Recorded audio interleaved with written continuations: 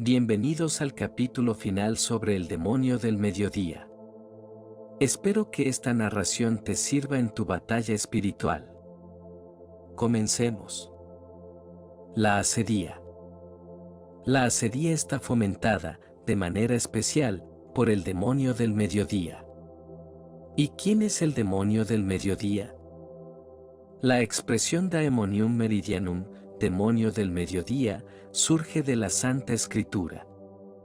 Se encuentra en el Salmo 90, por tanto, está revelado por Dios. El texto dice: Non time vis a timore nocturno. Asagita volante in die. A negotio perambulante in tenebris. Et daemonio meridiano.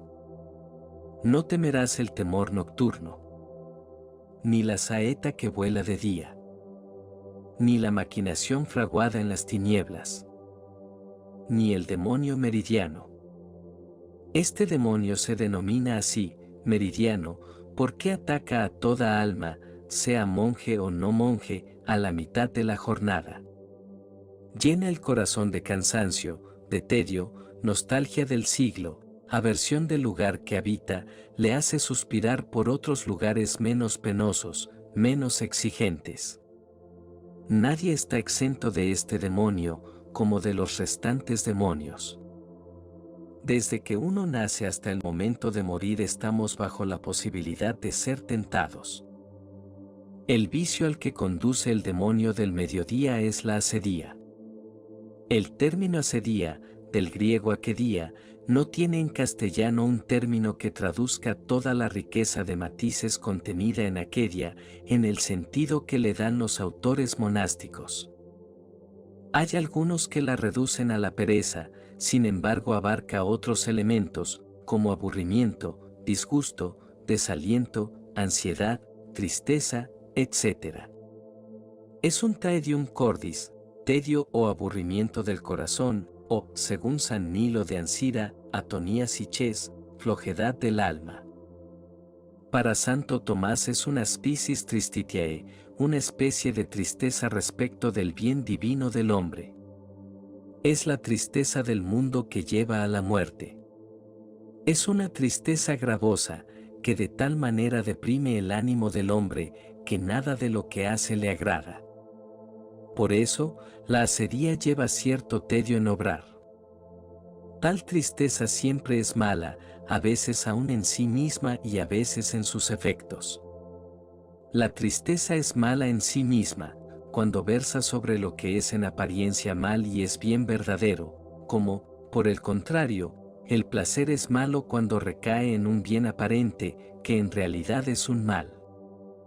Pues, siendo el bien espiritual verdadero bien, la tristeza del bien espiritual es en sí mismo mala, mas también la tristeza de lo que es en realidad mal es mala por su efecto, si agrava de tal modo al hombre que del todo se retrae de la buena obra. Por lo cual el apóstol no quiere que el penitente se vea consumido por la excesiva tristeza del pecado. La asedía es una tristeza mala con respecto del bien divino del hombre, que lo paraliza, lo descorazona, de ahí que la asedía en la medida en que pasa del terreno del afecto al de la decisión espiritual, produce una aversión consciente, una auténtica huida de Dios. El hombre huye ante Dios porque lo ha elevado a un modo de ser superior, divino, y le ha obligado, por tanto, a una norma superior de deber. La asedía, finalmente, es una franca detestatio boni divini, desprecio del bien divino, lo cual significa la monstruosidad de que el hombre tenga la convicción y el deseo expreso de que Dios no le debería haber elevado, sino dejado en paz. Al vicio de la asedía no se llega de un día para otro, implica un lento abandono de las cosas de Dios, una progresiva tibieza que lleva al desaliento y a la tristeza mundana. No es simplemente la astucia del demonio del mediodía que ataca, sino la debilidad del pecador. El hombre que cae en la asedía ha caído en aquello que dice Kierkegaard, la desesperación de la debilidad, que es un estado previo a la auténtica desesperación, ¿Y qué consiste en que el desesperado no quiere ser el mismo 82? El hombre asedioso huye de sí mismo, del lugar en que Dios lo ha colocado. La palabra asedia viene de acidez, es decir, es un amor que se va agravando, deteriorando, relajando hasta llegar a la tibieza y mediocridad.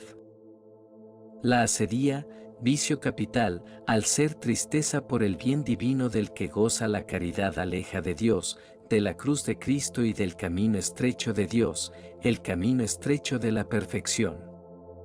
La asedía se define acertadamente, por lo tanto, como perteneciente al género de las tristezas y como una especie de la envidia. ¿Qué la distingue de la envidia en general? Su objeto. El objeto de la asedía no es, como el de la envidia, cualquier bien genérico de la criatura, sino el bien del que se goza la caridad. O sea, el bien divino, Dios y los demás bienes relacionados con él. La asedía es tristeza por el objeto de las virtudes teologales. Y por eso, aunque se opone directamente a la caridad, también indirectamente va contra la fe y contra la esperanza. Este concepto de asedía, actualmente, se lo ignora, se lo desvirtúa y se lo malentiende. La asedía, tedio del alma, cansancio vitales. Un concepto que no se suele tener en cuenta y del que no se suele hablar. No se la enumera habitualmente en la lista de los pecados capitales. Difícilmente se encontrará su nombre fuera de los manuales o de algunos diccionarios de moral o de espiritualidad, que son muchos los fieles, religiosos y catequistas incluidos, que nunca o rarísima vez la oyeron nombrar y pocos saben ni pueden explicar en qué consiste. Y sin embargo, comprobaba en mi libro, la asedía abunda en nuestra civilización y hasta dentro de la Iglesia en todas sus formas, en forma de tentación, de pecado actual, de hábito extendido como una epidemia y hasta en forma de cultura con comportamientos y teorías propias que se transmiten por imitación o desde sus cátedras populares o académicas. Si bien se mira, puede describirse una verdadera y propia civilización de la asedía. La asedía crece y prolifera con tanta mayor impunidad cuanto que, a fuerza de haber dejado de verla, se ha dejado de saberla nombrar, señalar y reconocer. De ahí la necesidad de recuperar la operatividad teológica y profética de una noción tan útil para comprender la historia que vivimos. Y es también fundamental ver las consecuencias, ya que al atacar la vitalidad de las relaciones con Dios, la asedía conlleva consecuencias desastrosas para toda la vida moral y espiritual. Disipa el tesoro de todas las virtudes, pero muy especialmente el de las virtudes teologales. La asedía se opone directamente a la caridad, pero también a la esperanza, a la fortaleza, a la sabiduría y sobre todo a la religión, a la devoción, al fervor, al amor de Dios y a su gozo. Sus consecuencias se ilustran claramente por sus efectos o, para usar la denominación de la teología medieval, por sus hijas, la ansiedad que se agita en diligente persecución de metas intramundanas, la disipación, o sea un vagabundeo ilícito del espíritu, la pusilanimidad, el torpor, el rencor, la malicia, o sea, el odio a los bienes espirituales y la desesperación. Las causas que provocan este mal espiritual, que paraliza el espíritu, son variadas y múltiples. Entre sus causas naturales se enumeran la tristeza, la gandulería, la locuacidad, los malos pensamientos, el agotamiento del alma por la batalla espiritual. Su causa preternatural es un demonio particular, activísimo al mediodía. Sugerido por el Salmo 90. Sus efectos son múltiples y algunos irremediables. La asedía hace que los monjes abandonen la celda sin necesidad, excita las pasiones, es contraria a la oración, so pretexto de que es preciso ocuparse en buenas obras, fomenta la ociosidad y el sueño, hace aborrecer el lugar donde se vive, el trabajo que se realiza. mueve el falso celo, el deseo de emprender prácticas ascéticas que están por encima de las propias fuerzas, como ayunos excesivos o establecer la morada en un lugar demasiado remoto, llega a causar la muerte espiritual. La asedía, al igual que los restantes vicios capitales, tiene sus efectos perniciosos, sus frutos podridos.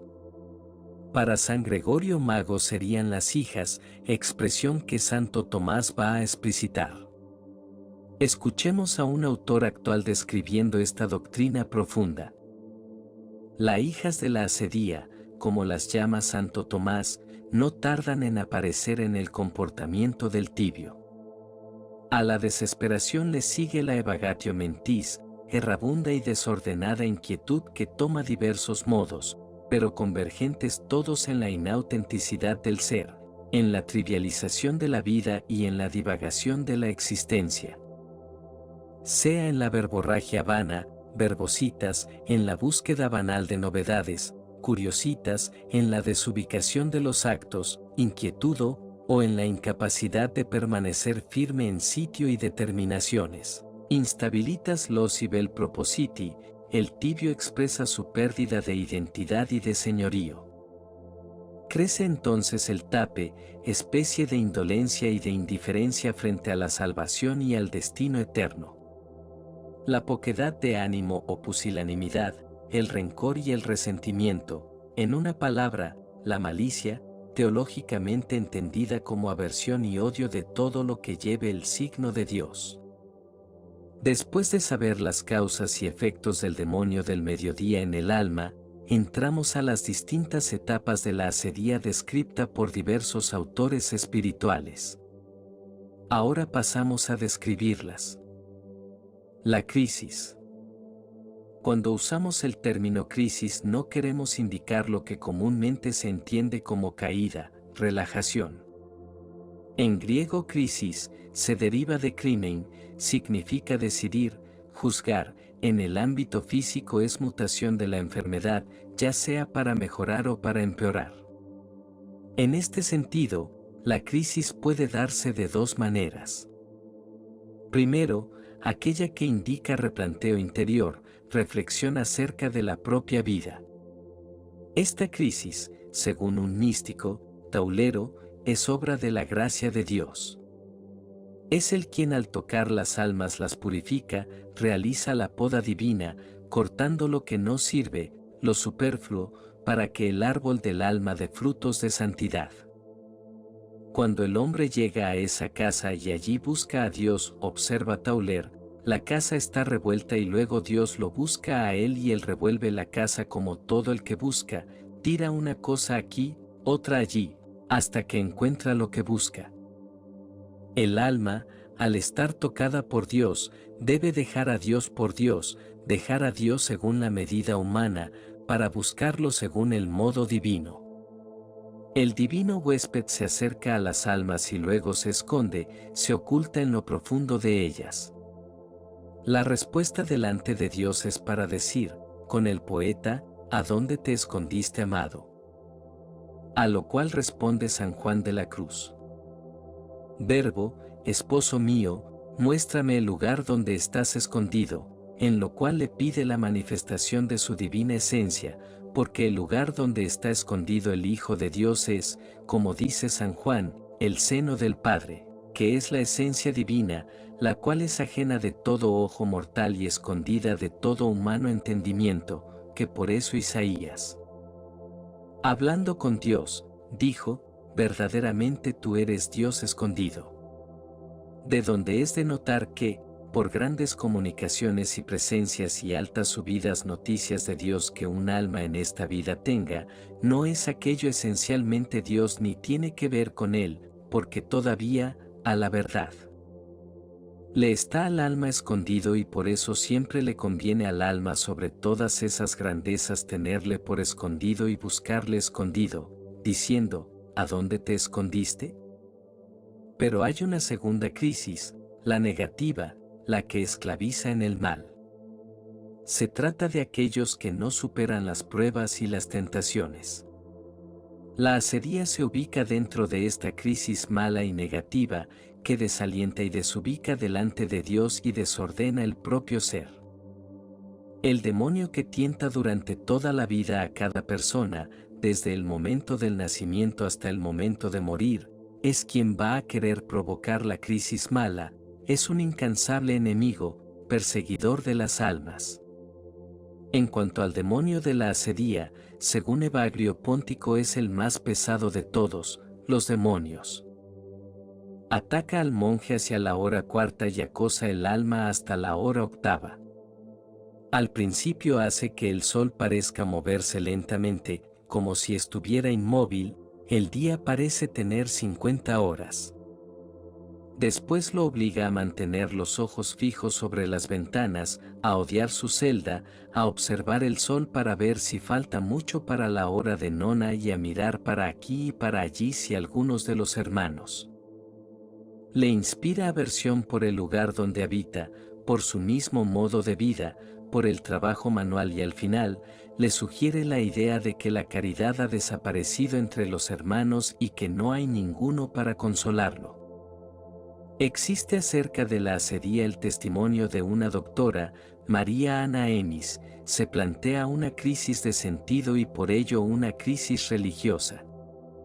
Esta crisis frecuentemente se denomina demonio del mediodía por la terrible y furiosa persecución que provoca en toda alma. ¿Por qué se dice del mediodía? Porque al llegar la persecución a su apogeo, llamó al furor más rabioso mediodía. Atienda vuestra caridad como pruebo esto por la Escritura. Cuando el Señor hablaba del sembrador que salió a sembrar la simiente y decía que parte cayó en el camino, parte en tierra pedregosa y parte entre espinos, él mismo se dignó exponer la semejanza, y, al llegar a declarar que era la tierra pedregosa, dijo, estos son los que oyen la palabra y al momento se alegran por ella, mas al sobrevenir la tribulación por causa de la palabra, al instante se escandalizan. ¿Qué dijo antes sobre lo que había nacido entre peñas? Que al salir el sol se secó, porque no había echado raíz profunda. Luego estos son los que de pronto se alegran con la palabra, mas, cuando llega la persecución por causa de la palabra, se secan. ¿Por qué se secan? Porque no echaron raíz profunda. ¿Cuál es la raíz? La caridad. Así lo dice el apóstol, estad arraigados afianzados en la caridad. Como la raíz de todos los males es la codicia, así la raíz de todos los bienes es la caridad. Lo sabéis, con frecuencia se ha dicho, pero ¿por qué quise ahora recordarlo?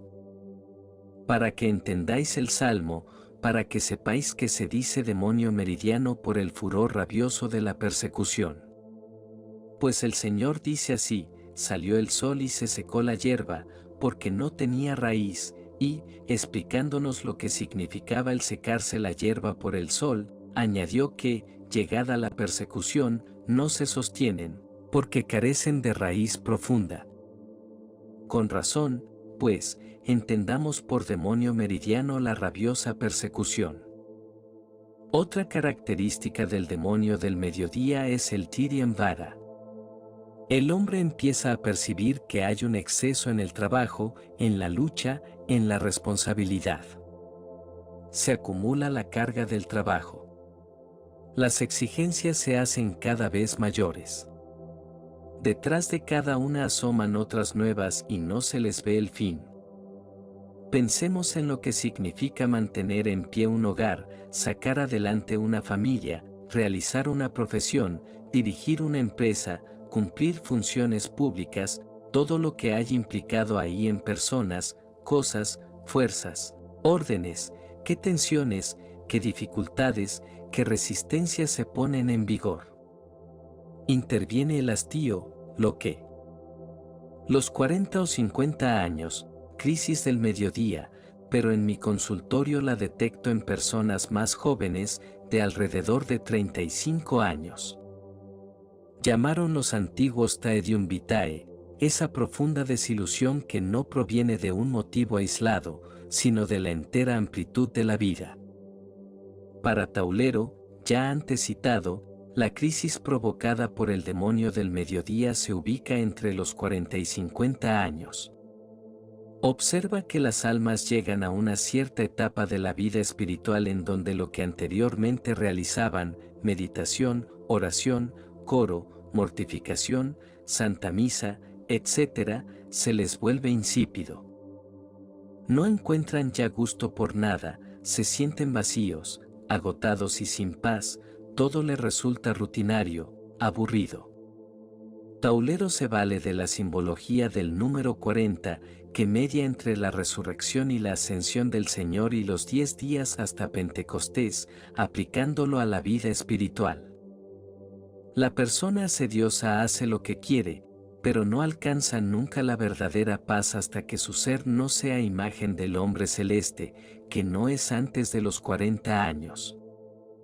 De ahí, que todos los santos pensamientos y amables imágenes y la alegría y júbilo y lo que le había sido dado por Dios le parece ahora una cosa pesada y se disipa de tal manera que ya no encuentra gusto en todo ello y no puede continuar. Esto no le gusta y lo que le atrae no lo tiene. De esta manera está entre dos objetivos y se encuentra en gran dolor y apretura, sermones. También vemos que en la asedía no se trata simplemente de la debilidad del pecador, que todo le resulta pesado, cansador, sino también de ser presa de la terrible astucia del demonio mediante sus engaños. Se da lo que dice San Pablo, que no es de maravillar, pues el mismo Satanás se disfraza de ángel de luz, 2 Corintios 11, versículo 14. El demonio, príncipe de las tinieblas, se disfraza, se viste de una luz aparente que no posee. Traducido significa, el demonio presenta el error bajo apariencia de verdad y el mal bajo la apariencia de bien. Para lo cual es de advertir, dice San Juan de la Cruz, que entre las muchas astucias de que el demonio usa para engañar a los espirituales la más ordinaria es engañarles debajo de especie de bien, y no debajo de especie de mal. Porque sabe que el mal conocido apenas lo tomarán. El pesado demonio usa del mediodía, de una cierta luminosidad, para sustraer a las almas de la verdadera luminosidad interior, que es la fe pura. San Bernardo, gran conocedor de las almas, distingue entre la verdadera luz venida de Dios y la aparente del ángel caído. Creo debemos ansiar por que llegue para nosotros ese mediodía, no solo por las razones hasta aquí alegadas, sino más aún a causa de los artificios de los poderes invisibles de los espíritus seductores, emboscados, con sus flechas siempre dispuestas en sus aljabas para dispararlas y herir con ellas, en la oscuridad, a los rectos de corazón. A fin de que, viviendo en pleno día, podamos descubrir los enredos del diablo y discernir fácilmente a nuestro ángel bueno de ese ángel de Satanás que se disfraza no pocas veces de ángel de luz, 2 Corintios 2, versículo 14. Pues no acertaríamos a preservarnos de la incursión del demonio meridiano si no permaneciésemos alumbrados por la luz del mediodía, Salmo 90. Y creo que ese demonio es llamado así por haber algunos malos espíritus que, siendo más oscuros que la noche y la negra noche, por su voluntad tenebrosa y obstinada en el mal, no dejan, para sorprender a los hombres, de asemejarse al día y aún al mediodía resplandeciente, así como su príncipe no se contenta con igualarse a Dios, sino que le resiste y se eleva por sobre todo lo que es llamado Dios o es adorado como tal, hasta llegar a poner su asiento en el templo de Dios, dando a entender que es Dios. Por eso, si el corazón de aquel a quien un demonio como ese pretende tentar no está alumbrado por la luz del verdadero mediodía, que resplandece desde lo alto del cielo y convence y descubre el falso mediodía, no podrá evitarlo del todo, sino que dicho demonio le tentará y suplantará, sin duda bajo apariencias de bien, haciéndole abrazar el mal por el bien, sin quizás sospecharlo, por andar muy fiado de sí mismo. Y este mediodía, falso a las veces, parece tanto más claro, Es decir, la tentación es tanto más fuerte y seductora, cuanto la maldad en ella oculta está mejor presentada con apariencia de bondad y honestidad. Frente a la sutil tentación, la falsa luminosidad del demonio, la mejor arma es el discernimiento espiritual, bajo la lumbre divina y la ordenada vida en Dios. El demonio va a querer engañar, de manera especial, a aquellos que buscan la perfección, tentándolos a practicar de una manera desordenada las cosas buenas. Al que reza mucho, si no lo puede convencer que no rece, le va a sugerir un rezo desordenado, al igual que los ayunos, la Santa Misa y los demás actos de piedad. Escuchemos a Santo Tomás describiendo esta astuta tentación del demonio del mediodía. El demonio de mediodía es la ilusión del diablo bajo apariencia de bien, cuando, a veces, sugiere velar, ayunar, orar, llorar mucho tiempo, al observar a algún novicio devoto, para alejarlo del servicio de Dios, debilitarlo y hacerle desfallecer o arrepentir del bien comenzado. Por eso dice el Señor a Zaqueo, que se había subido a un sicómoro para verlo pasar: Zaqueo, desciende presto, porque es menester hoy hospedarme en tu casa. La higuera silvestre es la devoción indiscreta, por lo que algún novicio quiere subir muy alto y a quien dice Jesús: no subas demasiado, antes bien, baja pronto, porque no solo quiero estar contigo, sino permanecer mucho tiempo. También San Bernardo va a describir lo mismo que Santo Tomás. Esta tentación, según él, consiste en presentar como bueno, a las almas que aspiran a la perfección, el hacer muchas cosas, pero de tal manera desordenadas o con soberbia, para que en realidad no realicen nada provechoso. ¿Cuántas veces, por ejemplo, ha sugerido a alguno prolongar las vigilias nocturnas, a fin de burlarse después de él haciendo que se esté durmiendo en el coro mientras sus hermanos cantan el oficio divino? O bien le ha inducido a prolongar y extremar los ayunos, a fin de convertirle en un monje inútil para el servicio de Dios por su extrema debilidad. ¿Cuántas veces, dominado de la envidia contra algunos que adelantaban en los monasterios, les ha persuadido, so pretexto de más alta perfección, que se fueran de allí a los desiertos? Y estos miserables han tenido que reconocer al fin la verdad de aquella sentencia que habían leído con tan poco fruto: ay del solo, porque, si cae, no hay quien le levante. ¿Cuántas veces ha impulsado a algunos a emprender trabajos excesivos, con lo cual en poco tiempo ha agotado sus fuerzas hasta incapacitarlos para seguir la observancia regular? ¿A cuántos les ha persuadido cargarse con excesivos trabajos corporales que, según el apóstol, son de poca utilidad, logrando con ello enfriar su devoción y secar su piedad? La huida. El segundo paso en la asedía es la huida. No se trata aquí de la verdadera huida de las ocasiones peligrosas, lo cual es una acción prudente y santa. No hay que colocarse en ocasión de pecado, ya que el que ama el peligro perecerá en él.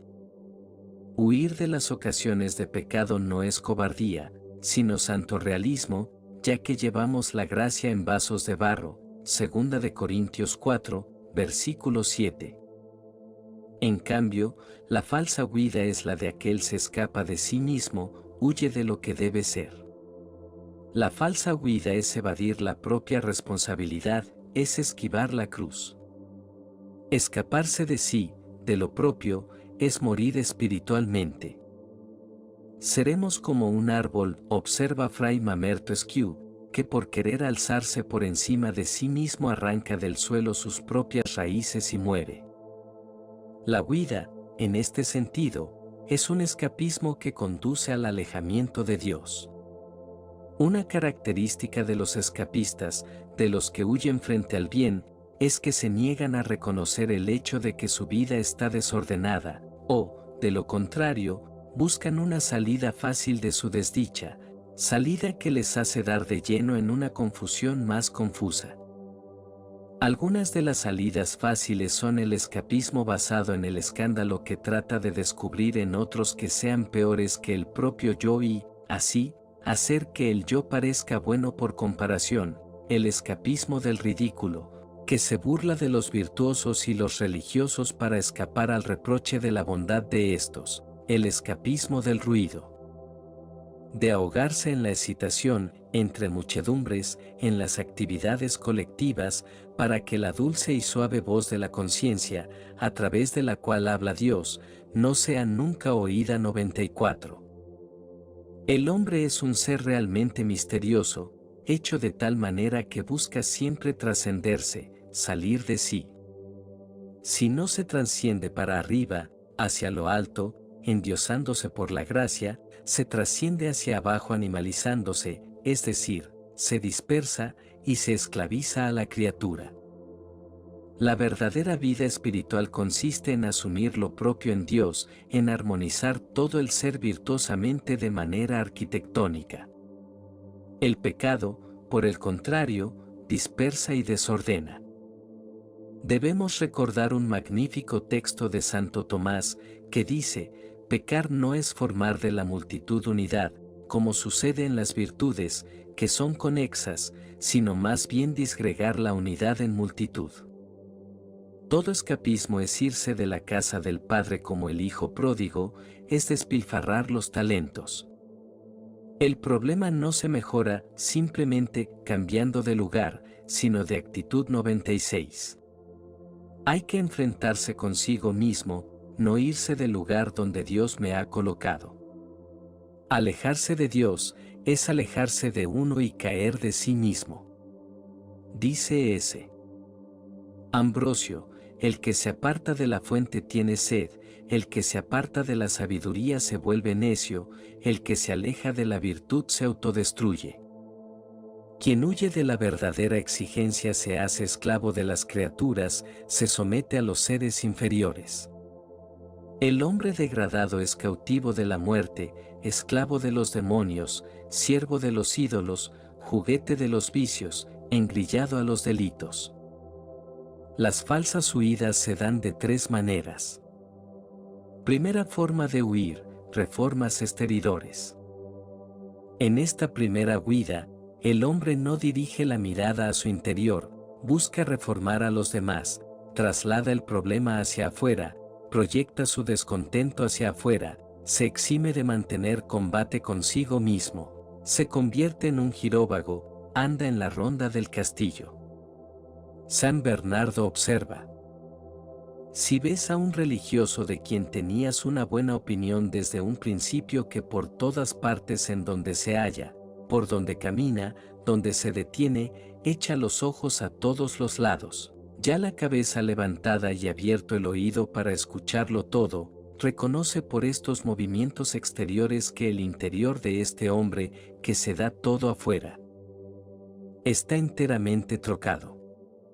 En efecto, es máxima del sabio que el hombre pervertido hace señal de ojo, golpea con el pie y habla con la mano. Por estos movimientos del cuerpo se nota la nueva enfermedad del alma, la cual, a medida que cesa de reflexionar sobre sí misma por su negligencia, se hace curiosa en las ocupaciones de otros. Por eso, viniendo a ignorarse a sí misma, sale afuera para apacentar cabritos. Por los cabritos, que significan el pecado, creo que se pueden justamente entender los ojos y las orejas, pues por estas ventanas entra la muerte en el alma, del mismo modo que entró en el mundo por el pecado 100. Segunda forma de huir: aferrarse a lo externo. La huida crece y cae en un cierto fariseísmo, busca simplemente los gestos exteriores sin conversión interior. Se dedica por completo a ejercicios y actividades externas y obra como uno que debiendo ir a Roma marcha a campo traviesa en dirección a Holanda. Cuanto más camina, tanto más desviado está. Y si tales hombres por fin vuelven, son tan viejos y les duele tanto la cabeza que no encuentran el gozo del amor en sus obras y en sus impulsos. La huida se concentra en salir de sí mismo, mirar a los demás para no corregirse así y escaparse de las verdaderas exigencias. Del mismo modo que muere el pez que por algún tiempo queda expuesto sobre la tierra seca, dice San Antonio, así los monjes quedan destruidos y holgazanean entre vosotros y pasan demasiado tiempo con vosotros. Por eso, debemos volver al monte, como el pez al mar. El monje disperso, desubicado de sí mismo, es atrapado por la melancolía y tentado de buscar otro lugar, huyendo, en vez de ordenarse interiormente. San Gregorio de Niza, por ejemplo, desaconsejaba a los monjes poco exigentes peregrinar a Tierra Santa, dado que veía en ellos una cierta fuga. El cambio de lugar no acerca a Dios, mas, estés donde estés, Dios irá a ti si la hostería de tu alma es tal, que el Señor pueda habitar y pasearse en ti. Pero si tienes a tu hombre interior lleno de pensamientos malos, aunque estuvieras en el Gólgota, en el Monte de los Olivos o junto al memorial de la resurrección, estarías tan lejos de recibir a Cristo en ti como el que no ha empezado aún a confesarle. Aconseja, pues, a los hermanos que abandonen sus cuerpos para ir a juntarse con el Señor, pero no dejen Capadocia para ir a Palestina. Tercera forma de huir, nuevas formas de vida. El desasosiego interior, el aburrimiento, el tedio, le hacen pensar en cambiar la vida, de vocación.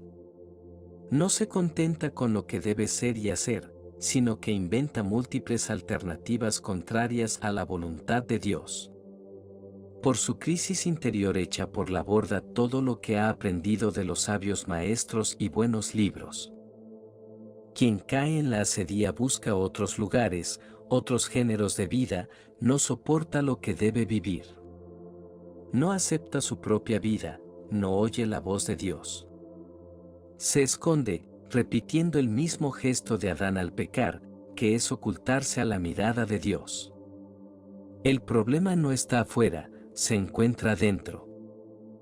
Casiano, un gran maestro espiritual, realiza un diagnóstico insuperable acerca de esta situación. Escuchémoslo. Una vez que esta pasión se ha apoderado del corazón del monje, al punto le causan horror y enfado el lugar y la misma celda donde vive.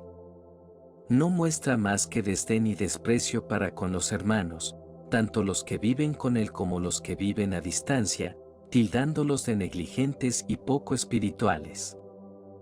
Todo el trabajo que debe hacer en el recinto de su celda, cúmplelo con desidia y flojedad.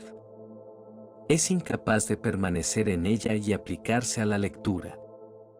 Se queja constantemente de que no aprovecha en la virtud estando tanto tiempo en la celda, suspira, murmura y se duele, diciendo que, mientras viva en compañía de tales monjes, no sacará fruto alguno.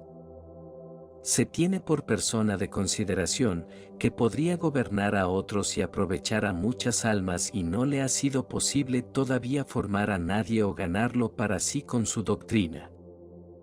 Alaba en demasía a los monasterios distantes o que están en parajes lejanos. Dice que esos lugares ofrecen mayores ventajas para el progreso espiritual e inclusive son más idóneos para la salud.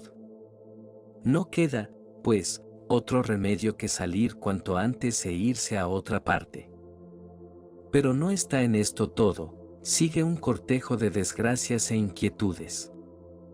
Ha llegado, por ejemplo, la hora quinta, la hora sexta del día.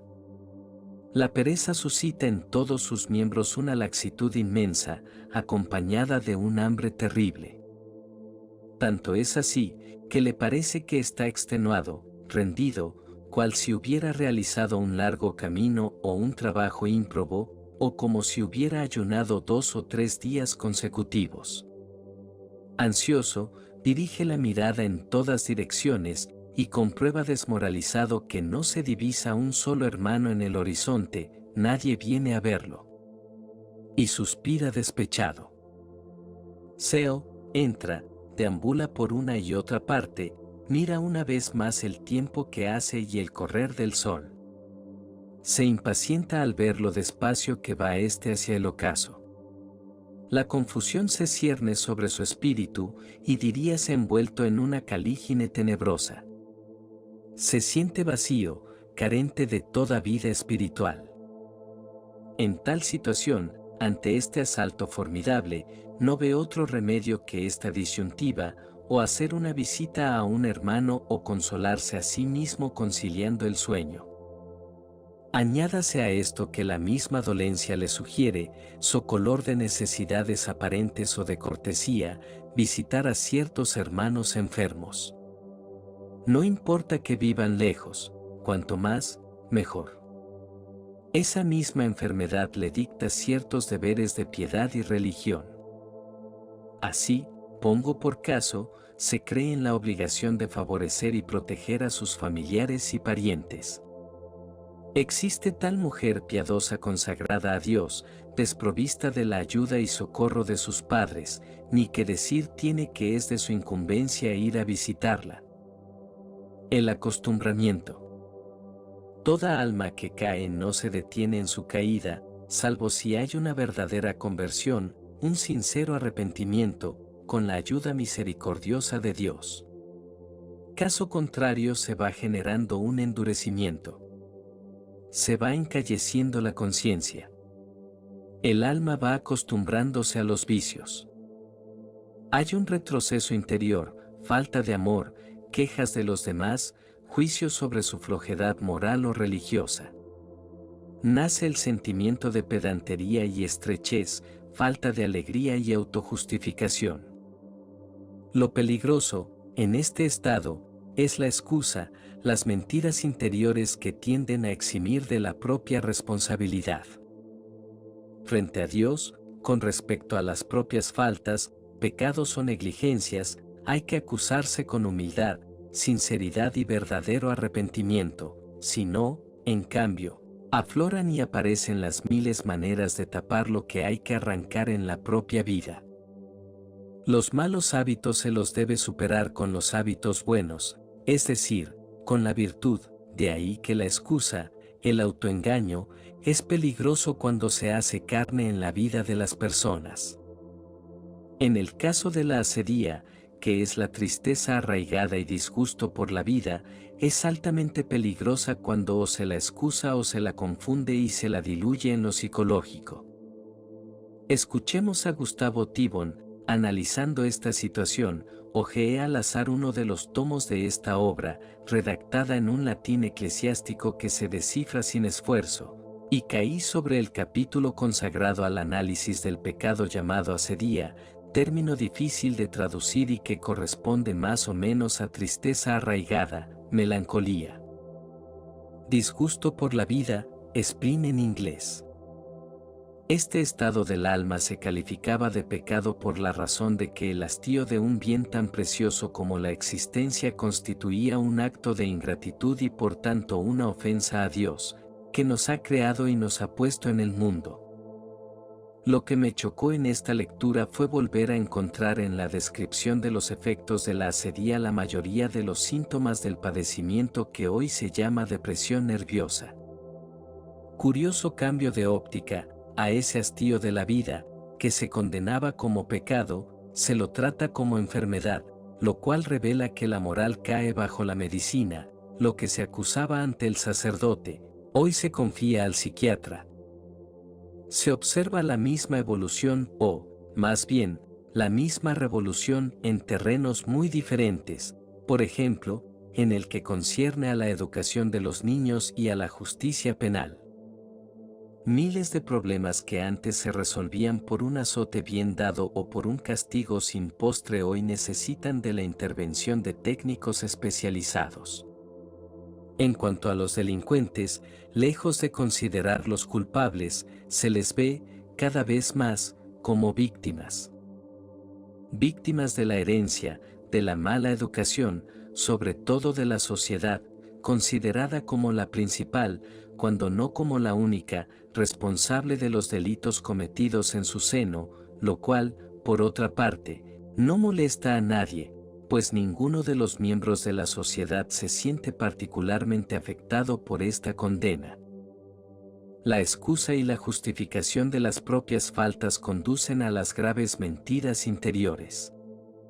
En este sentido, observa San Doroteo de Gaza que hace falta mucha vigilancia para no dejarse sorprender por la mentira. Pues ningún mentiroso está unido a Dios, la mentira es extraña a Dios. Está escrito en efecto, la mentira viene del maligno. Y él es mentiroso y padre de la mentira. Así el diablo es llamado padre de la mentira. Al contrario, Dios es la verdad, ya que él mismo dijo, yo soy el camino, la verdad y la vida. Fíjense de quién se separan y a quién se unen por la mentira, al maligno. Por lo tanto, si queremos realmente ser salvados, debemos amar la verdad con todas nuestras fuerzas y con todo nuestro ardor, cuidándonos de toda mentira para no ser separados de la verdad y de la vida. Según San Doroteo de Gaza, hay tres formas de mentir: con el pensamiento, con la palabra o con la vida misma. Miente con el pensamiento aquel que acepta las sospechas. Si ve a alguien hablando con su hermano, piensa, es de mí de quien hablan. Si dejan de hablar, sigue sospechando que es a causa de él. Si alguien dice una palabra, supone que es para hacerle daño. En fin, con cualquier motivo sospecha de su prójimo y se dice, por mí ha hecho eso, por mí ha dicho aquello, por tal razón ha hecho eso otro. Así es el que miente con el pensamiento, no se basa en la verdad sino en conjeturas. De allí las curiosidades indiscretas, las murmuraciones, el hábito de estar a la escucha, de discutir, de juzgar. La segunda forma de mentir es con la palabra. La palabra que está hecha para manifestar la verdad, al mentir se la destruye, se la profana y se la viola. El mentiroso de palabra, sigue diciendo San Doroteo, es por ejemplo aquel que tarda en levantarse para vigilias y que en lugar de decir, perdóname, fui perezoso para levantarme, dice, tenía fiebre y mareos, no podía ponerme de pie, no tenía fuerzas. Pronuncia 10 palabras falsas en lugar de pedir perdón y humillarse. Si alguien le ha reprochado, se preocupa en disfrazar sus palabras arreglándolas para no ser acusado. Si tiene algún entredicho con otro hermano, no cesa de justificarse diciendo, fuiste tú el que lo dijo, tú el que lo hizo, o no fui yo el que lo dijo, fue tal otro el que habló, fue tal cosa o fue tal otra, solamente para evitar la humillación. Finalmente, si desea algo, no se atreve a decir, quiero eso, sino que usará 1000 vueltas, sufro tal cosa y tengo necesidad de aquello, carita sorprendida me lo han prescrito, y mentirá hasta que haya satisfecho su deseo. Y por último, el que miente con la propia vida. Es aquel que, siendo esclavo del vicio, de las pasiones desordenadas, tiende a justificarse. Miente con su vida el libertino que se precia de casto, el avaro que habla de limosnas y elogia la caridad, o también el orgulloso que admira la humildad. No la admira con intención de alabar la virtud, en ese caso comenzaría por confesar humildemente su propia debilidad diciendo, qué desdicha la mía. Estoy vacío de todo bien. Después de confesar así su miseria, podría admirar y alabar la virtud. Pero tampoco es con la intención de evitar el escándalo por lo que hace el elogio de la virtud, porque si así fuera debería decir, soy un miserable, lleno de pasiones, ¿por qué voy a escandalizar a mi prójimo? ¿Por qué voy a hacer mal al alma de otro imponiéndome así una carga más? Entonces, aun siendo el mismo pecador, podría aproximarse al bien. Porque verse a sí mismo como un miserable es humildad y cuidar del prójimo es compasión. Pero el mentiroso no admira la virtud con esos sentimientos. Para cubrir su propia vergüenza pone por delante el nombre de la virtud, hablando de ella como si fuese virtuoso. Y muchas veces lo hace para hacer daño y engañar a alguien. Porque, en efecto, ninguna maldad, ninguna herejía ni el mismo diablo podrá engañar si no es simulando virtud, según lo dice el apóstol, el mismo diablo se transforma en ángel de luz. No es de admirar entonces que sus servidores se disfracen de servidores de la justicia. De esta manera, sea para evitar la humillación o por vergüenza o con el objeto de seducir y engañar a alguien, el mentiroso habla de las virtudes, las alaba y las admira, como si él mismo las hubiese adquirido con su esfuerzo. Así es el que miente con su misma vida. No es simple, tiene doblez, es uno por dentro y otro por fuera. Toda su vida no es más que duplicidad y farsa. Mentir con la vida es una actitud típicamente farisaica, de la que todos debemos cuidarnos. El que miente con su vida va por el camino ancho de la perdición. Al llegar a esta actitud, se aleja de las fuentes de la gracia para beber en las charcas estancadas del pecado. Tauler va a realizar un retrato de estas almas dominadas por la asedía, la tristeza mala.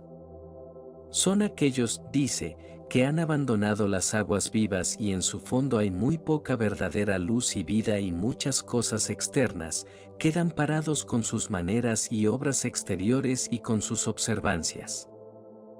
Todo es oído o sentido superficialmente en forma puramente imaginaria. Pero desde el fondo, que es desde donde debía manar y brotar todo, no se da nada. No son como cisternas que no tienen nada que provenga o brote del fondo, sino que todo les llegó del exterior y se va como ha venido. Y si hay algo en ellos, son sus prescripciones y sus maneras que se fundan y ordenan según su buen parecer. No se vuelven al fondo. No tienen fuente, pasan sed y no intentan avanzar. Así, hacen a su manera las cosas que han venido de fuera por los sentidos, y se quedan tan contentos. Se mantienen en las cisternas que ellos mismos se han fabricado y no tienen gusto por Dios. No beben agua viva. La dejan. Tauler cierra así el retrato de estos hombres. En esta cisterna se corrompe y se hace hediondo hasta que queda desecado todo lo que se ha traído, esto es, las prescripciones sensibles, así queda en el fondo el orgullo, la obstinación, la dureza de juicio, la charla y la acción. El alma, en síntesis, presa de la asedía, lleva una doble vida. Una vez que el abandono del alma ha sido consumado y declarado en absoluto, se llega inevitablemente más tarde o más temprano al abandono físico, la doble vida que se refleja en cada gesto. Por otro lado, el alma vive en la esclavitud del mal, ya que es preciso vivir según se piensa, pues de lo contrario, tarde o temprano se concluye en pensar tal como se ha vivido, y vid. La crisis de la mitad de la vida o el demonio del mediodía, si queremos salir, nos coloca ante una exigencia del propio ser, el conocimiento de sí y la superación de las miserias en Dios. Ahora pasemos a la respuesta, a la solución contra la asedía. Soluciones. La verdadera y única manera de vencer las tentaciones que el demonio propone es aferrarse y unirse a Dios.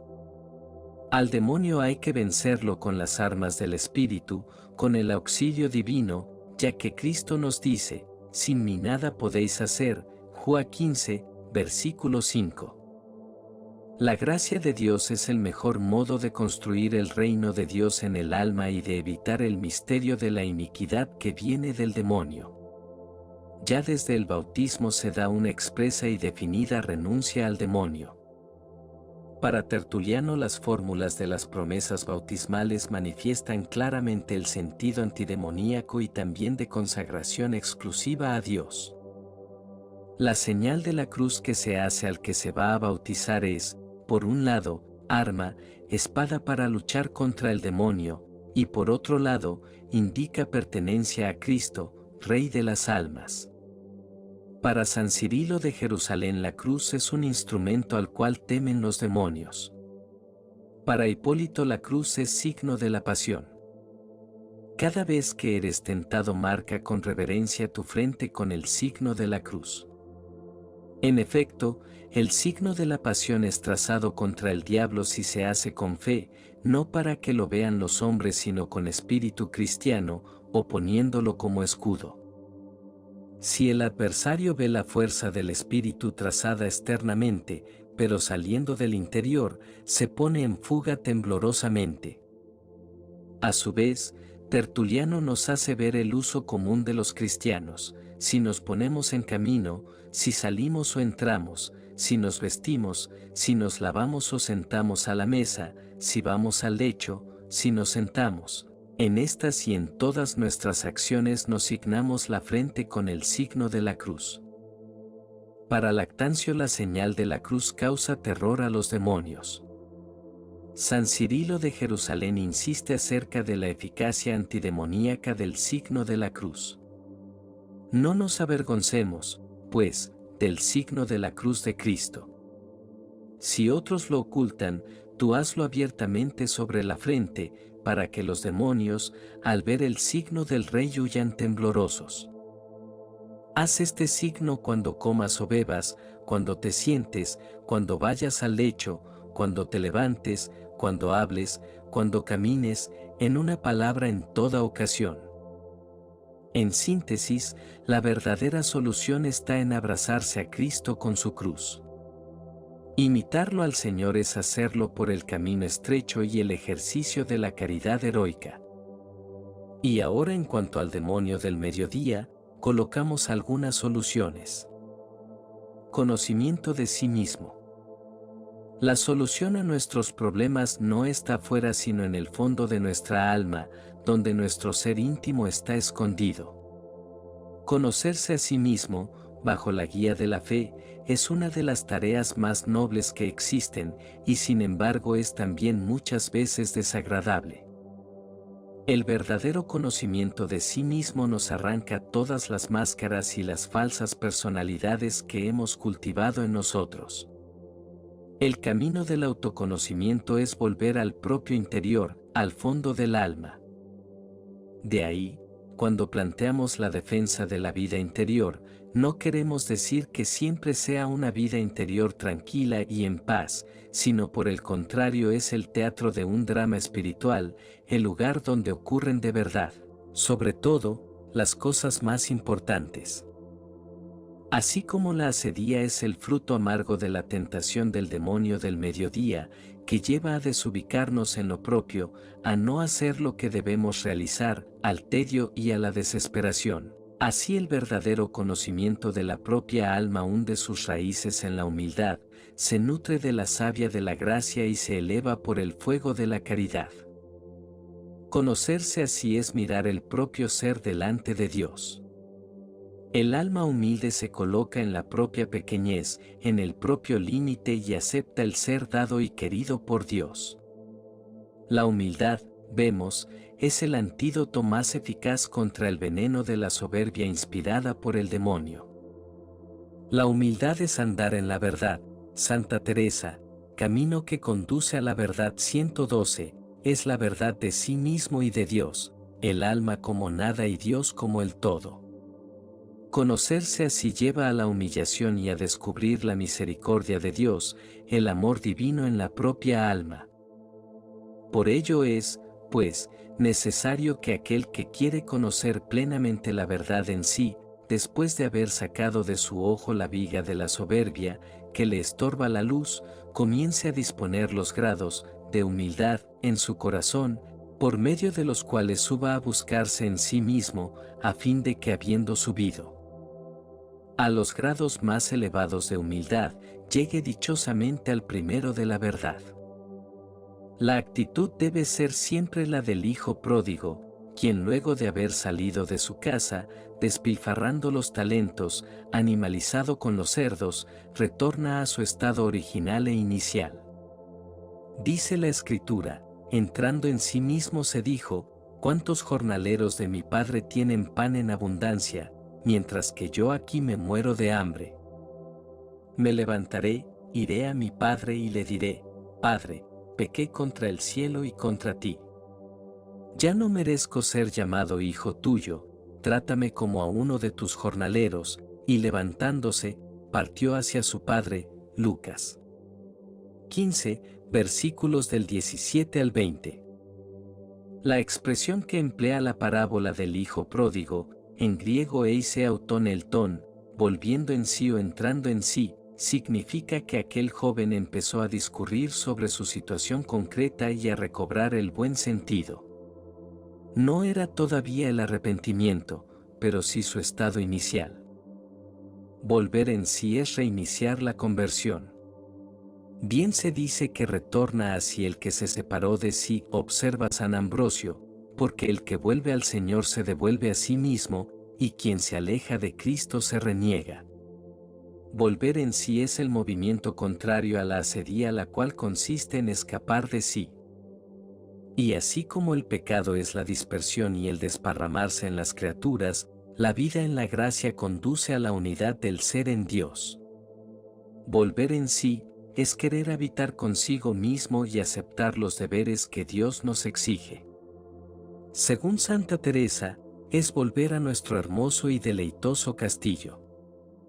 Parece que digo algún disparate, porque si este castillo es el ánima, claro está que no hay para qué entrar, pues, se es el mismo, como aparecería desatino decir a uno que entrase en una pieza, estando ya dentro.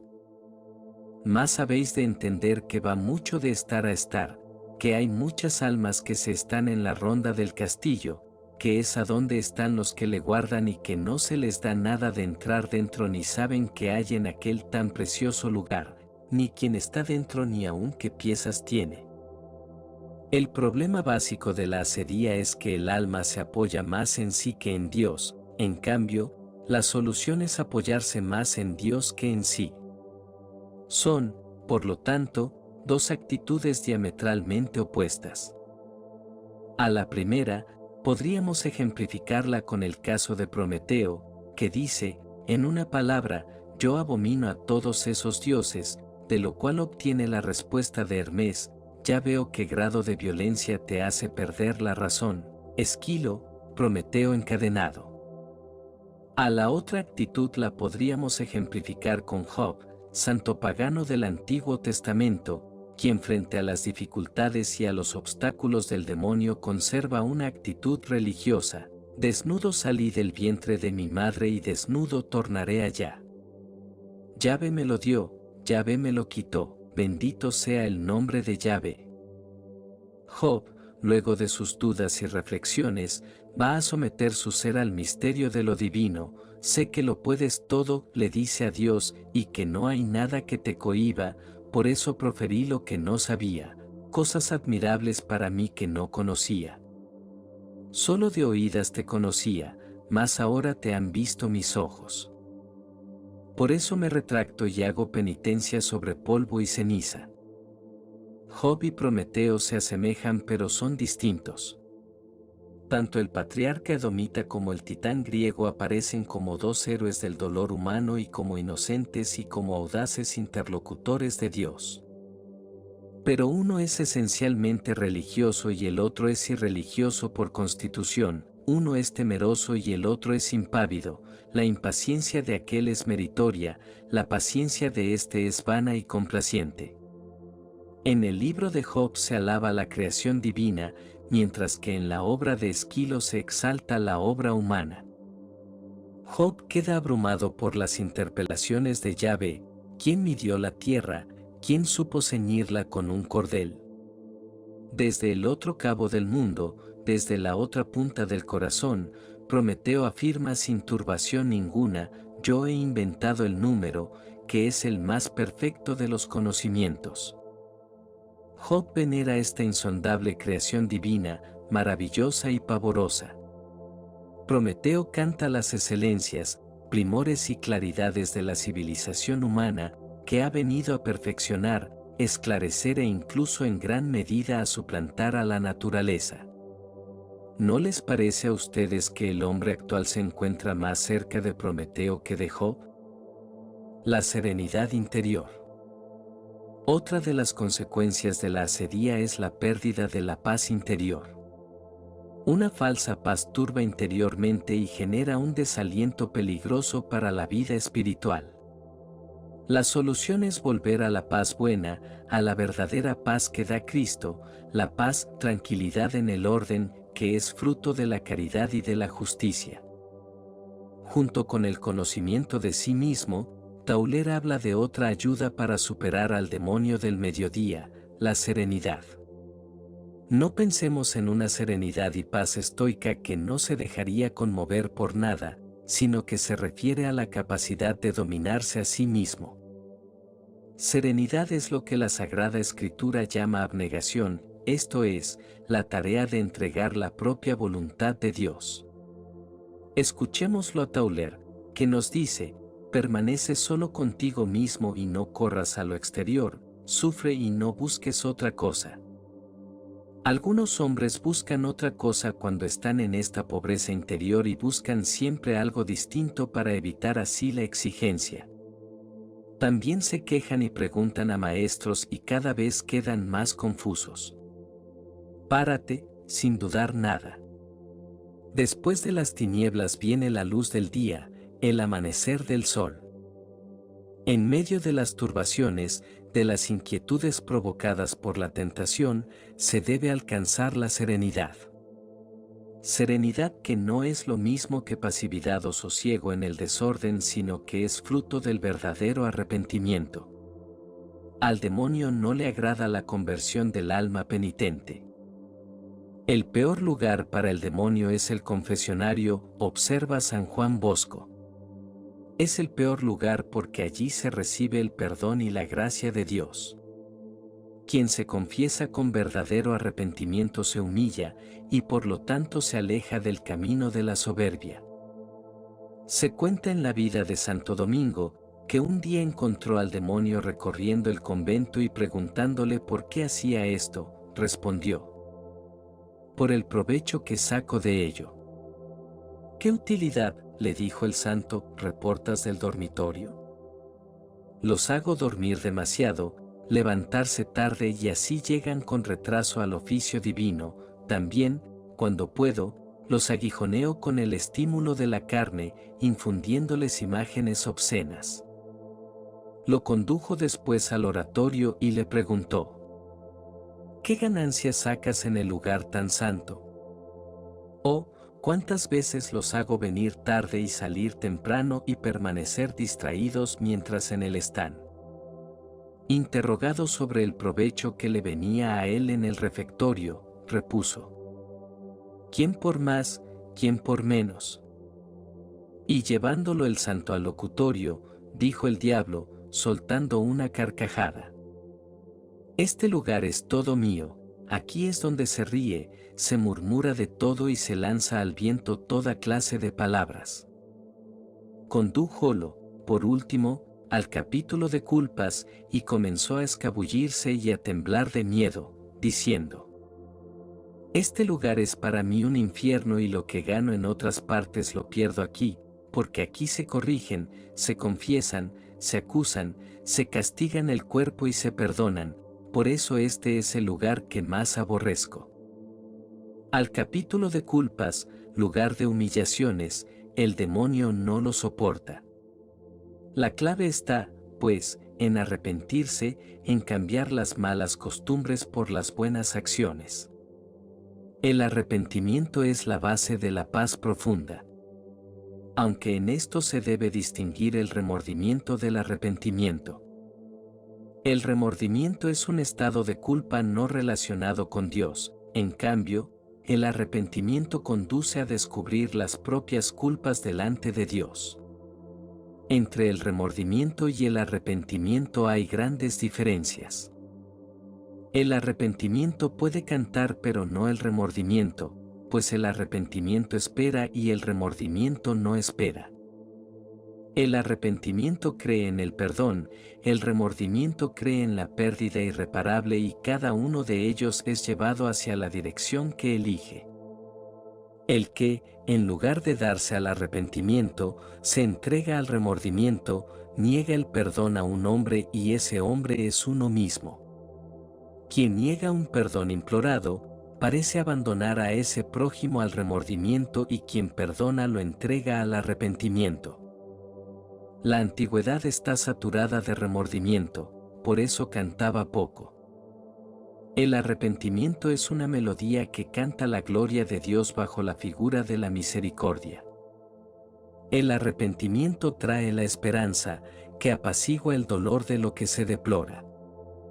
El remordimiento trae la desesperación, que agria y exaspera el dolor de lo que se deplora. El arrepentimiento es un declive que conduce a las lágrimas, tiene su dulzura, como toda verdad sentida. El remordimiento conduce al abismo, carece de piedad, de lágrimas y de voz, es ciego, sordo y mudo.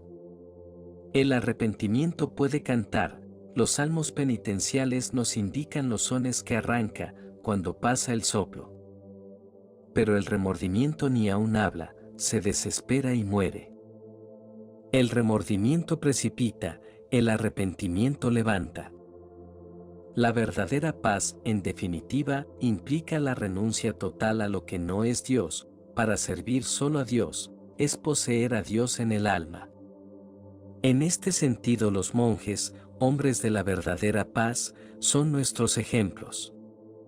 El Papa Juan Pablo II observa, ¿y quién es, en realidad, el monje sino uno que entrega a Cristo toda su vida?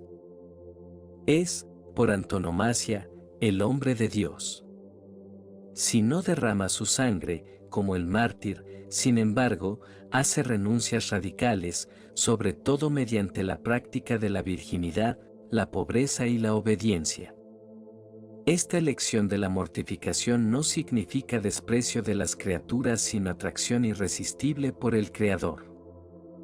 Es el anhelo de la deificación que la gracia suscita en el corazón humano, la necesidad de subir desde el riachuelo hasta el manantial, desde los rayos hasta la fuente de luz. El monaquismo da una respuesta singular. En efecto, no solo brinda perspectivas de paz y de interioridad, sino también la capacidad de testimoniar intensamente la concepción cristiana del hombre y del mundo, en pos de una armonía profunda que, lejos de contraponer el espíritu a la materia, la persona a la sociedad y Dios al hombre, unifica todo en un designio superior de belleza, de solidaridad y de santidad. El hombre salió de las manos de Dios hermoso y santo. La ascesis monástica tiende, precisamente, a recuperar la belleza originaria, dañada por el pecado. Sostenida por la gracia, hace emerger la perfección espiritual a la que la naturaleza humana ha sido elevada. El nacimiento de Dios en el alma. No basta para el alma arrepentirse, es necesario crecer en la gracia. Las penurias que traen todas estas dificultades, provocadas por estas luchas interiores, dan como fruto un alumbramiento espiritual. Son como los dolores de parto del alma hasta formar dentro de sí la perfecta imagen de Dios. Es necesario pasar por las purificaciones producidas por Dios. Y así como el pecado es la muerte del alma, así la vida de la gracia es el nacimiento de Dios en el interior de sí. Abandónate en Dios. Dios quiere realizar un nuevo nacimiento. Y ten presente que todo lo que te quite el aprieto o la opresión, lo que te sosiegue o libere es nacimiento en ti. Y esto es el nacimiento, el parto, sea el que sea, de Dios o de la criatura. Piensa ahora, si una criatura te quita la tranquilidad, sea la criatura que sea, arruina por completo del nacimiento de Dios. Se debe pasar por las lágrimas de la conversión, lágrimas de vida, para engendrar a Dios dentro del alma, o mejor aún ser engendrados por Dios en su Hijo amado. Es el llanto de la bienaventuranza, el llanto del arrepentimiento que debe regir la verdadera conversión. Sin lágrimas no hay conversión, ya que los que con llanto siembran, con júbilo cosechan. Van y andan llorando los que llevan y esparcen las semillas, pero vendrán alegres trayendo sus gavillas. Salmo 125. Es lo que nos dice nuestro Señor. En verdad os digo que lloraréis y lamentaréis y el mundo se alegrará, vosotros os entristeceréis, pero vuestra tristeza se volverá en gozo. La mujer, cuando está por dar a luz, siente tristeza, porque llega su hora, pero cuando da a luz un hijo, ya no se acuerda de la tribulación, por el gozo que tiene de haber venido al mundo un hombre. Juan 17, versículos 20 al 21. El alma, luego de este triunfo, deja las vestiduras del pecado para revestirse de la vestidura nupcial de la gracia. El alma se reviste de Jesús. Es el retorno del Hijo pródigo, festejado por los ángeles. Y en este retorno va a recibir de nuevo el vestido y la corona que no se marchita. El Padre reviste a su Hijo, diciendo: traed la estola tejida en lo alto, preparada con el fuego del Espíritu, traed la estola entramada en las aguas de la piscina bautismal. Y vestid al que se había ido, vestid al nuevo Adán, a quien desnudó el diablo, vestid al Rey de la creación, engalanad a aquel por el cual engalané el mundo, adornad los miembros queridísimos de mi Hijo, porque no puede verlo sin ornato. No soporto que mi imagen permanezca desnuda, tengo por vergüenza mía la vergüenza de mi Hijo. Estimo gloria mía el nombre ilustre de mi Hijo. Los remedios contra el demonio del mediodía, en definitiva, son: ver los peligros de la asedía, considerar los sacrificios de Cristo, la grandeza del premio eterno, la lectura espiritual, consejos del director, tener una ocupación buena y santa, el ejercicio de las virtudes, la gracia y la protección maternal de la Virgen María. Son todos medios espirituales fundamentales, sin los cuales no se sale del pozo de la asedía y no se ingresa en el bien supremo, que es Dios. Conclusión. Después de la exposición acerca de los ángeles y el demonio del mediodía, en que hemos reflexionado sobre los ángeles como modelo que nos deben conducir a Cristo, y también los vimos como aliados o peligrosos tentadores, concluimos diciendo que la vida del cristiano se presenta como una gran exigencia: o se sigue a Dios o a un sustituto. La alternativa ha sido siempre para todos los hombres: o la bestia de las profundidades o la santidad. Puede darse, también como posibilidad, la indiferencia, que a menudo detrás de ella se esconde la pereza, el deseo de no tener que organizar la vida, es el aburrimiento hecho inoperancia e indolencia. Si elegimos a Dios es para servirlo, y hacerlo es para reinar con Él. Una de las cosas que hay que reflexionar es que la vida es breve, el arte es largo, la ocasión fugaz. Hipócrates: la vida es breve, es un breve instante, entre dos eternidades. Santa Teresita. Partimos cuando nacemos. Mandique. Pero el arte es largo, el arte de obrar bien, de conquistar la virtud, de alcanzar el cielo. Sin Dios es imposible hacerlo. Y cuando al contrario, al corazón lo domina la tristeza del mundo, entonces el horizontalismo, la chatura y la mediocridad son sus efectos. El fiel se convierte en un inútil. Dios observa a los hombres, dice el salmista, para ver si hay entre ellos algunos inteligentes que lo busquen, pero los hombres se han desviado y hecho inútiles. Salmo 13. En este género de vida, ya no hay un lugar para el misterio. El hombre se ha transformado en un ser insatisfecho, impaciente y eternamente ansioso. Como solución, debemos retornar al misterio, volver al hombre vertical y erguido. Aunque la grandeza mayor del hombre es cuando se inclina, baja la cabeza y eleva el corazón delante de Dios. Debemos aceptar, por lo tanto, que la vida no carece de sentido ni siquiera ante una muerte inminente. Incluso en este caso el hombre está ante una tarea muy concreta y personal, aunque solo fuera la de llevar a término el sufrimiento recto, íntegro de un destino auténtico. La solución es, siempre, reconocer a Dios, volverse a Él, estar sediento de Él.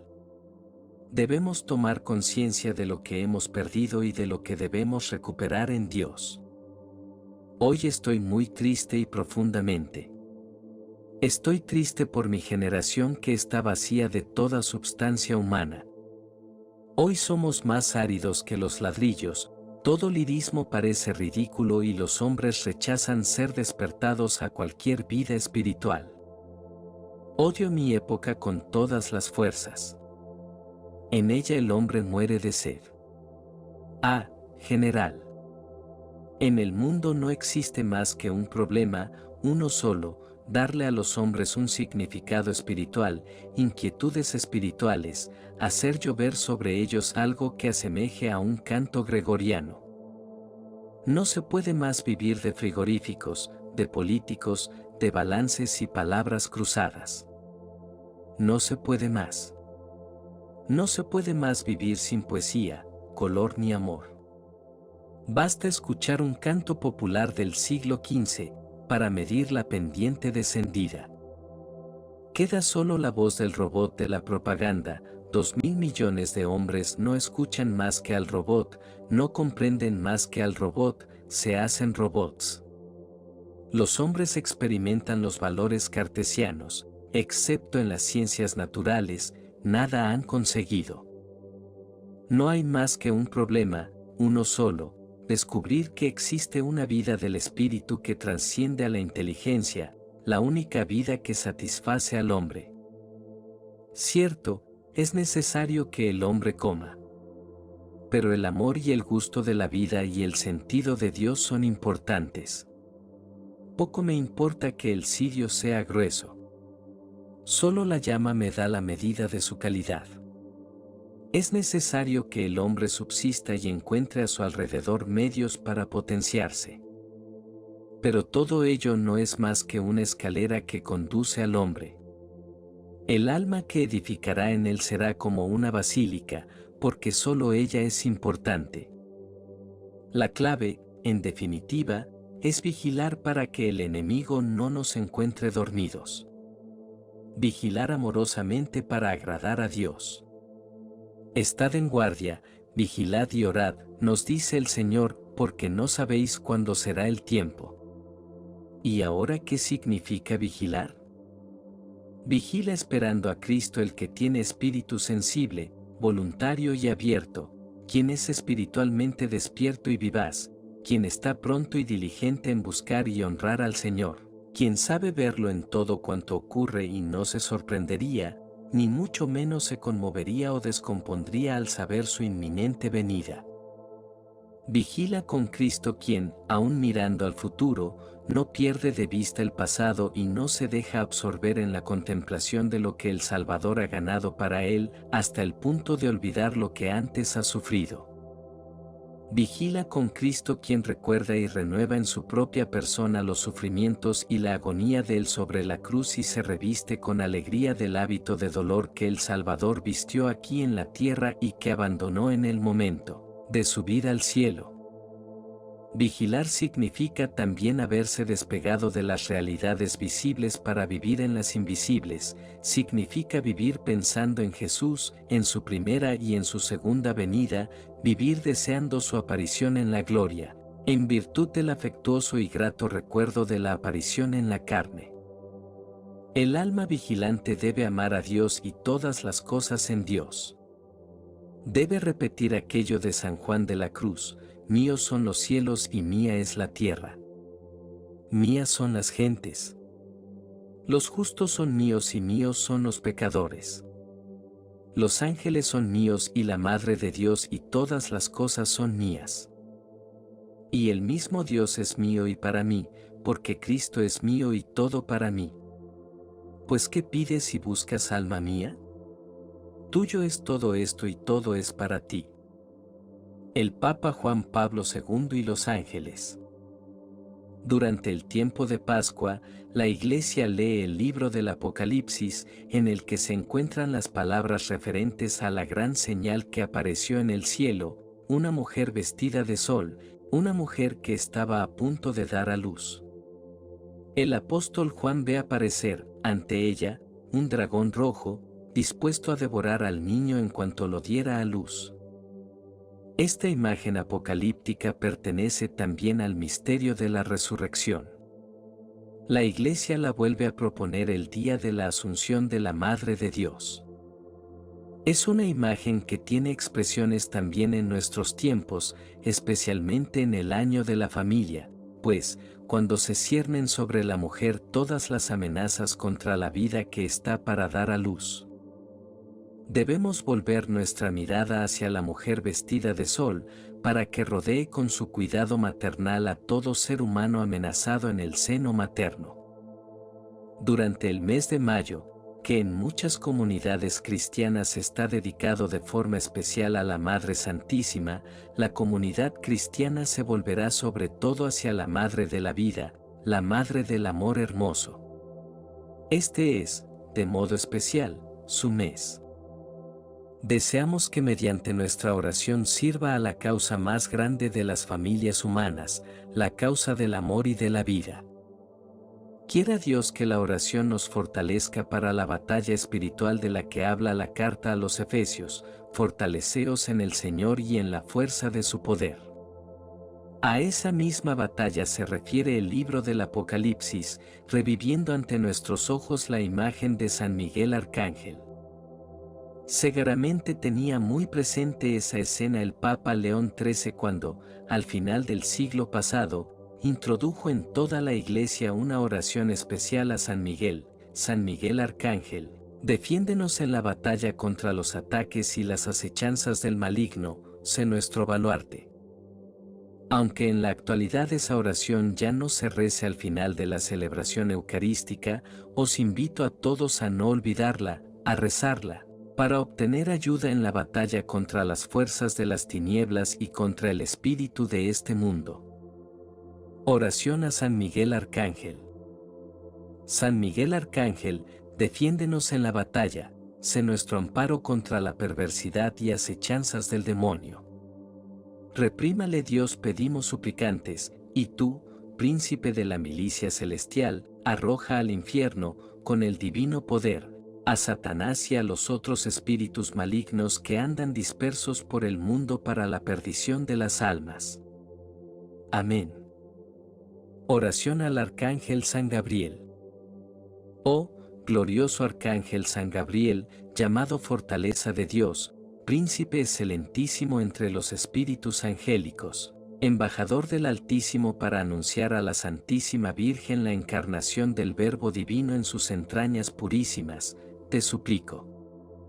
Tengas a bien rogar a Dios por mí, miserable pecador, para que conociendo y adorando este inefable misterio, logre gozar el fruto de la divina redención en la gloria celestial. Amén. Oración a San Rafael Arcángel. Oh, poderoso príncipe de la gloria, San Rafael, llamado medicina de Dios, salud de los enfermos, luz de los ciegos, guía de los que caminan, protector de la limosna, del ayuno y de la oración, por aquella caridad con que acompañaste al joven Tobías y lo guardaste de todos los peligros, librándolo con Sara, su esposa, de la crueldad del demonio y restituiste la vista a su anciano padre, te pido me libres de todos los males y peligros durante la peregrinación mortal y me acompañes hasta llegar felizmente al puerto de la salvación de la gloria. Amén. Invocación al Santo Ángel de la Guarda. Ángel de Dios, que eres mi custodio, ya que el Señor me ha encomendado a ti, ilumíname, guárdame, guíame y gobiérname. Amén. Acto de consagración a los santos ángeles. Conociendo por una dulce experiencia la eficacia de los santos ángeles y su protección poderosa, vengo con religioso afecto a consagrarme a su santo servicio. Contraigo ante Dios el compromiso solemne de honrarlos con un culto especial e imitar las virtudes cuyo ejemplo me dan, particularmente su pureza, su fervor en el servicio de Dios y su obediencia perfecta. Que todos los espíritus celestiales y María Santísima, su augusta Reina, se dignen bendecir esta resolución que ofrezco de todo corazón, que me obtengan del Todopoderoso la gracia de perseverar en su servicio durante mi vida a fin de merecer la dicha de ser asociado a su gloria por toda la eternidad. Así sea.